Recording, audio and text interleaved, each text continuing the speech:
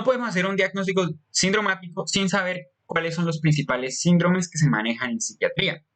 Yo no traigo todos, pero traigo los que se ven la mayoría de las veces. ¿Listo? Entonces comencemos con el síndrome afectivo. El síndrome afectivo puede ser de tipo depresivo o de tipo maníaco o expansivo. ¿Y esto de qué va a depender? Pues de la característica del cuadro. Como tal, en el síndrome depresivo podemos encontrar, y no tienen que estar todos en esta lista, pueden que hayan 3, pueden que hayan 2, puede que estén todos, puede que solo falte uno. Aquí el propósito de estas diapositivas es mostrarles a ustedes más o menos cuáles pueden ser los síntomas que se pueden encontrar dentro del contexto de un síndrome afectivo de carácter depresivo, de carácter maníaco. Listo, entonces en el depresivo podemos encontrar la tristeza, la desesperanza, la desvalorización de la autoimagen, los sentimientos de culpa, la inhibición física y psíquica, la desvitalización corporal, la pérdida de las apetencias, ya sea de comer o pues de tener relaciones sexuales, por ejemplo, o de hacer alguna actividad que le generaba placer o que le gustaba, alteraciones en el peso y alteraciones del sueño. Luego tenemos el síndrome maníaco que lo podríamos poner como la contraparte del síndrome depresivo. Entonces, acá, si no hay tristeza, entonces hay excitación, hay irritabilidad, hay hiperporrea, donde en el síndrome depresivo de pronto los pensamientos eran lentos, aquí va a haber una fuga de ideas, hiperactivismo, infatigabilidad, grandiosidad, donde había minusvalía antes, va a haber idiofugabilidad, va a haber disminución del sueño sin necesidad de descansar, por así decirlo, que es muy importante. Yo eso lo expliqué en el webinar de hace 15 días, la diferencia entre insomnio y disminución de la necesidad del sueño, y va a haber también aumento de la libido, pero esto no, digamos que se puede encontrar, no es un síntoma cardinal. Entonces es muy importante tener en cuenta porque recuerden que los trastornos del estado de ánimo son de los más prevalentes y no solo en psiquiatría, sino en todas las enfermedades que hay. Muy probablemente ustedes lo que más se van a encontrar en su vida cuando encuentren pacientes de la esfera mental, con trastornos de la esfera mental, son pacientes con síndromes depresivos, ¿listo? Entonces hay que tenerlo muy en cuenta.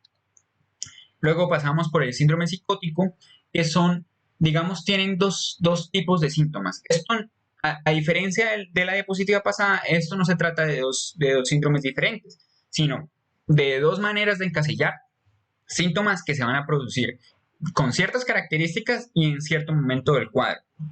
Primero tenemos los síntomas positivos o productivos, que son los característicos de toda psicosis. Entonces, alucinaciones, ideas delirantes, conducta extraña o desorganizada y pensamiento desorganizado. Por otro lado, entonces tenemos los síntomas negativos o deficitarios, que se van a dar cuando la crisis psicótica se resuelve y queda eso como residuo. ¿Listo? Entonces tenemos un aplanamiento, un embotamiento afectivo, tenemos alogia, abulia, déficit de atención, e incluso se pueden considerar, y algunos autores lo hacen, que los síntomas positivos atenuados, o sea, los de la lista de acá, pueden ser tomados como síntomas negativos porque estamos hablando desde la recidiva. Entonces hay algunos pacientes que al superar la crisis quedan con esa, digamos, con un poco de ideas delirantes, con suspicacia, ¿sí? Entonces eso se podría decir que son síntomas negativos. Ahora tenemos el síndrome ansioso y quizás este sea, si no, el síndrome más complejo de los que hay en psiquiatría. Esto, al igual que en el psicótico, son maneras de clasificar los síntomas según su característica. Entonces, primero que nada, tenemos los síntomas que se generan por hiperactividad neurovegetativa.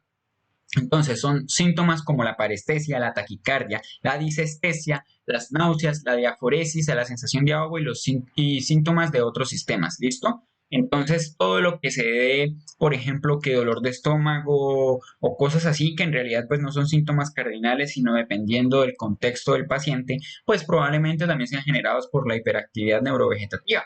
Pero también hay síntomas motores. En esos síntomas motores podemos encontrar síntomas como el temblor distal, como las mialgias y como la espasticidad muscular. ¿Listo? Entonces, todo lo que tenga que ver con la conducta motora la vamos a clasificar como síntomas motores del síndrome ansioso, y tenemos síntomas de hipervigilancia que se van a dar por la misma expectación aprehensiva que es característica de la ansiedad. Sin ansiedad no hay síndrome ansioso, y esta ansiedad va a generar esa hipervigilancia.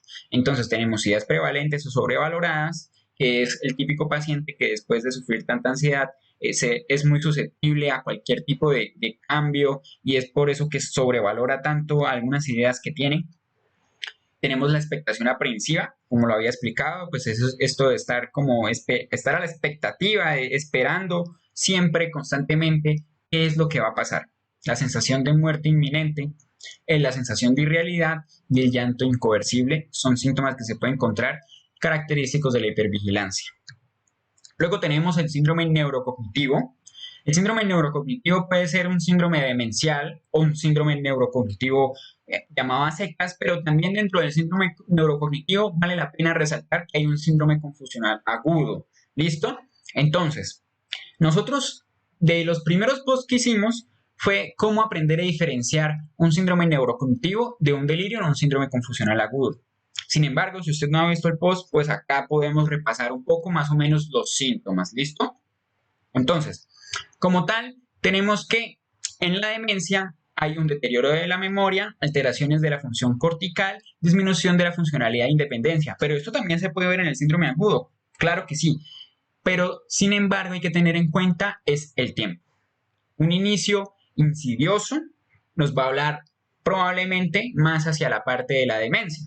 Por otro lado, un inicio agudo de estos síntomas, pues nos va a hablar es de un síndrome confusional agudo, a menos de que sea una demencia de rápida progresión, pero eso es, digamos, raro.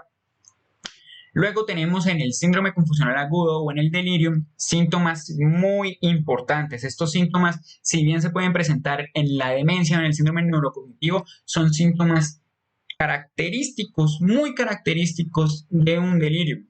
Tenemos la hipoprosexia, las alteraciones sensoperceptivas, o sea, que el paciente tenga alucinaciones, alteraciones de la función cortical y que la presentación sea de curso rápido y fluctuante. Curso rápido, que pues, estos síntomas se presenten de un momento para otro, y fluctuante es que a lo largo del día, ¿sí? En lo que consta el día, siendo mañana, tarde y noche, haya una variación entre la intensidad de estos síntomas. Por lo general, se suelen exacerbar es en el momento de la noche, cuando las luces ya están apagadas y hay poca estimulación cognitiva, es cuando más se exacerban este tipo de cuadros.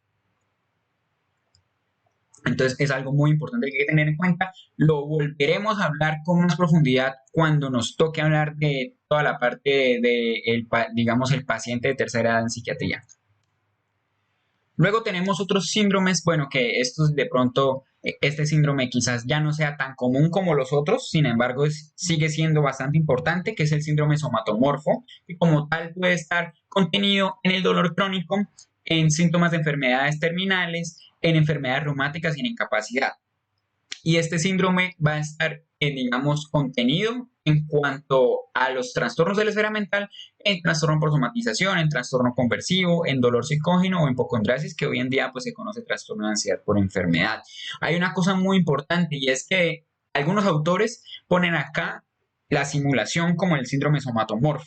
Sin embargo, hay que tener en cuenta que la simulación como tal no estamos hablando de un paciente que tenga una enfermedad subyacente. Recuerden lo que nos definían antes.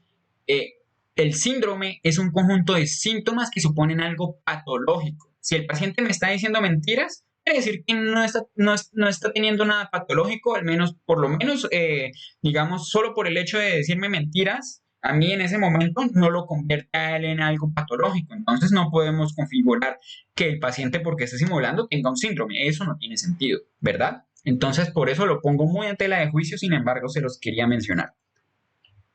Ahora tenemos un síndrome que sí es bastante común, que es el síndrome por consumo problemático de sustancias. Y aquí básicamente lo que se hace es agrupar todas las conductas características de cuando un paciente tiene un consumo problemático de sustancias. Entonces, es un patrón frecuente de consumo, una necesidad de consumir constantemente a pesar de que no pueda, la abstinencia, que pues va a estar representada por síntomas de ansiedad, que se puede confundir con un síndrome ansioso, que el paciente ya haya intentado, digamos, que ya haya intentado, por así decirlo, abandonar ese patrón de consumo y no haya sido capaz, que tenga intoxicación, que tenga tolerancia y que tenga problemas derivados del consumo, ¿sí? Listo, entonces eso hay que tenerlo en cuenta porque si nos encontramos con un paciente que tenga consumo problemático de sustancias, nos conviene tener en cuenta que eso constituye un síndrome. Luego tenemos un síndrome conductual. El síndrome conductual como tal lo vamos a usar es cuando encontramos en el paciente un patrón comportamental prevalente que incida directamente sobre la funcionalidad del paciente. Esto quiere decir que no cualquier conducta que nosotros consideremos anormal desde nuestra perspectiva supone un síndrome conductual. Tiene que incidir directamente, tenemos que tener pruebas de que esto incide directamente sobre la funcionalidad del paciente. Entonces es por eso que es muy importante en la historia clínica, que por cierto, no está de más hacer más adelante en un futuro un webinar o un seminario sobre historia clínica psiquiátrica, entonces es importante hacerla con mucha profundidad y con mucha precisión. Entonces, ¿qué tipo de conductas podríamos encasillar dentro del síndrome conductual? Tendríamos la manipulación, la insensibilidad, la hostilidad, la impulsividad, el distanciamiento, la evitación de la intimidad, el desapego, la inseguridad, la búsqueda de atención, la perseverancia, el perfeccionismo rígido, la desconfianza, la sumisión y la irresponsabilidad. Si ustedes cogen y leen simplemente la palabra, pues ustedes van a decir, bueno, hay algunas cosas que no son patológicas y es por eso que les digo, esto solamente constituye un síndrome, es cuando, por ejemplo, la perseverancia es tal que afecta de manera negativa sobre la funcionalidad del paciente. Y quienes sepan un poco más de psiquiatría sabrán que estos son unos rasgos bastante grandes de algunos grupos, de algunos clústeres de la personalidad. Entonces, lo que vamos a tener en cuenta es que el síndrome conductual le compete bastante a los trastornos de personalidad. Ahora tenemos el síndrome catatónico, que esto se puede dar en el contexto de una psicosis o en el contexto de una depresión incluso. Puede presentarse de dos maneras, una presentación hipocinética y una presentación hiperkinética. En la presentación hipokinética tenemos que va a tener aquinesia, estupor, va a tener los músculos tensados, va a tener mutismo, va a tener interceptaciones motrices, va a tener negativismo y flexibilidad seria. ¿Listo? Esto vale la pena, digamos, explicarlo un poco más en otro momento. Acá solamente, pues, el fin es enlistarlos para que los tengan en cuenta. El hiperkinético va a tener estereotipia, beligeración, muecas, actos impulsivos, obediencia automática, ecolalia y ecopraxia.